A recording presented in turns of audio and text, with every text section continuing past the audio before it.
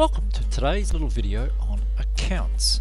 If you haven't already watched the main video on the ERP software suite and how every module is included in the package that you buy, please stop this video at this stage and go and watch that one. It'll give you a lot more detail about how ERP works and all the nifty little features and stuff like that that I'm not going to cover through this video today. Today's video is primarily going to be around the accounts side of the suite and how it's all fully integrated and tied together. Alright, a couple of basics first. Again, when you buy ERP, you get every module. So your accounts, budgeting, CRM, all of these modules down the left hand side here are all included in the suite when you buy it. So your fixed assets again ties directly in with your accounts. Any purchasing, sales, these are all tied in to your chart of accounts. So the moment you do something anywhere, everything else knows about it. Fantastic type stuff. It works brilliantly along the lines too, in that if somebody enters something through your CRM side of things, it immediately updates all your sales, your customers, and again back to your GL and all those sorts of things. Fantastic for that. You can pop open reports, look back over any date range, you can go back over any number of years to do those reports, and all of the data is there that is accessible.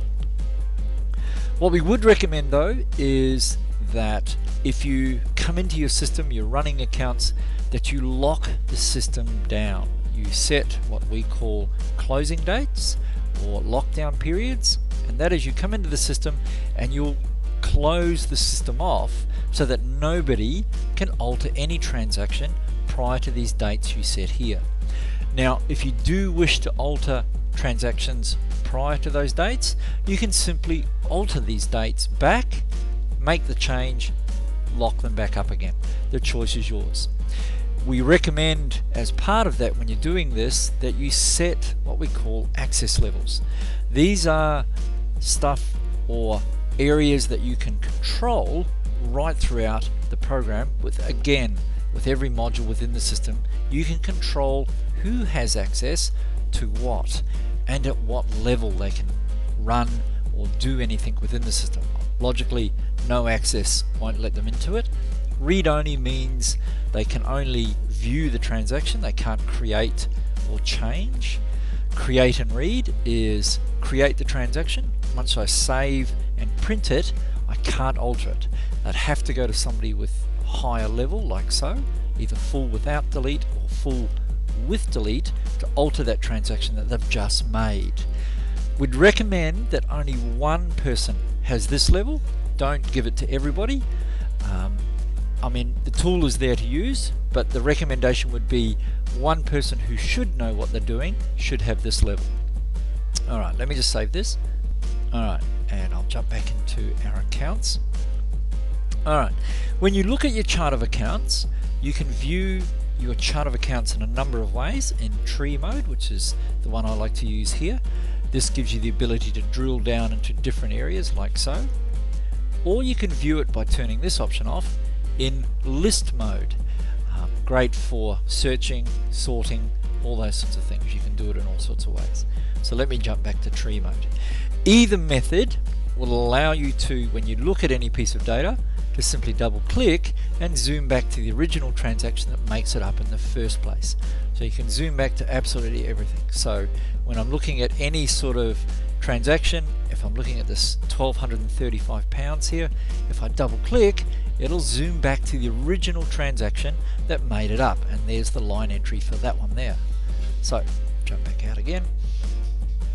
So that's the beauty of with your chart of accounts, or with any report for that matter, that any report you look at, be it a transaction journal, general ledger, simply double click, you can zoom back to the original transaction that makes it up in the first place.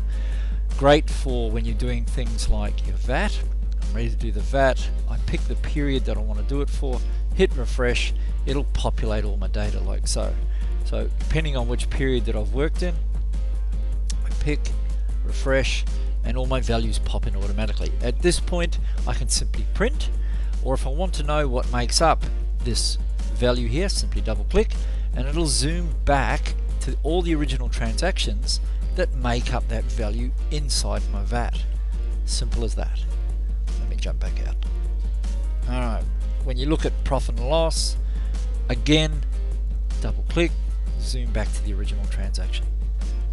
Now we run what we call departments or cost centers inside ERP, and this gives you the ability to look at different locations or areas within your business and treat them with individual profit and loss or balance sheet or virtually any report. So as you can see, I've got Burley and default making a consolidated group here. So these allow me to break the business up into different areas, and great for looking at, is that particular store or location or simple area within my business profitable? It's fantastic for that sort of thing.